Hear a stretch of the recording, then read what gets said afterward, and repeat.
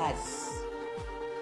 Changamoto zozote ulizonazo zinazohusisha afya ya uzazi, kwa mfano PID sugu, UTI, hormonal imbalance, fibroids, kuwashwa ukeni, kutokwa na majimaji yenye harufu mbaya au hata mengine hayana harufu, au uchafu ule mweupe unaofanana na kama maziwa mgando, hizo zote sio salama kwa afya yako mwanamke.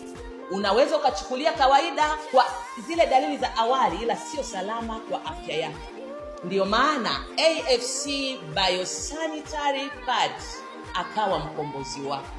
Usitulie na tatizo hilo, maana si salama kwa afya yako. Ila haujasaulika pia wewe mwanamke mwenye changamoto ya maumivu makali saa periods. Wapo wanaolazwa, wapo wanaotumia dipropa, wapo wanaotundikiwa mpaka drip.